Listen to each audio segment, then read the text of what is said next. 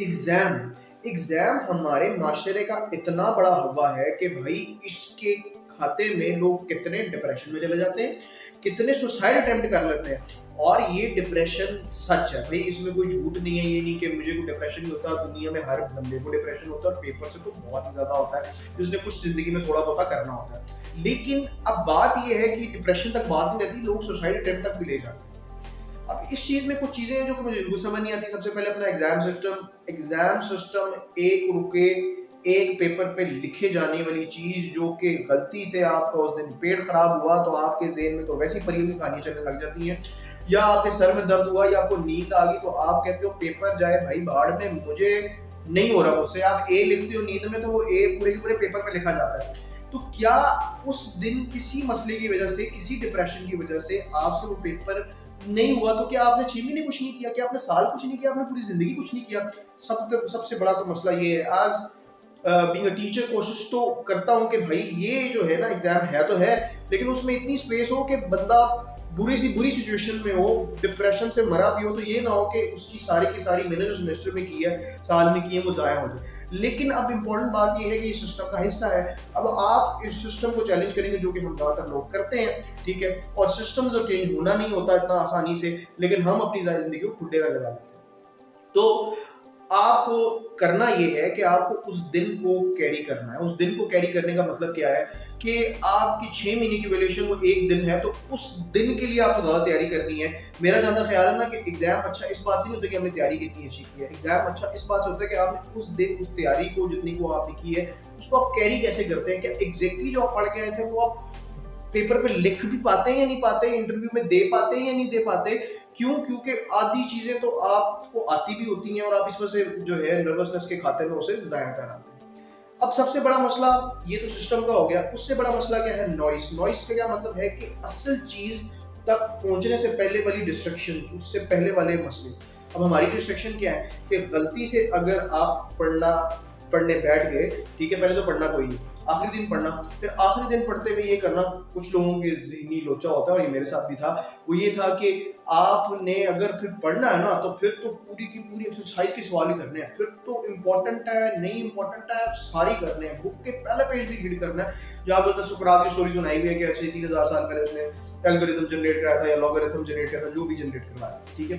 तो भाई ऐसे नहीं करना। सबसे पहले तो आप इस चीज़ को एक्सेप्ट करें कि आज एक दिन रह गया, कल पेपर है, सारा कुछ भी हो सकता है, तो फाइंड द इम्पोर्टेंट और उसकी तरफ जाए। दूसरा सबसे बड़ी डिस्ट्रैक्शन ये है कि गलती से कोई थोड़ा सा पढ़ने वाला बच्चा पढ़ने बैठ जाए तो उसके पास उसके ट्यूशन टीचर के नोट्स, उसकी खाला के नोट्स, उसकी फूफो के नोट्स, उसकी बहन के नोट्स, इतने नोट्स कि बस नोट्स है। उसको ये बेड पे से जाए तसल्ली मिल रही है कि भाई मैंने नोट्स सारे इकट्ठे कर लिए, आप देखो मैं नहीं डालता हूँ, और होता क्या उन सारे नोट्स को ऊपर रख के वो सो जाता है, ठीक है।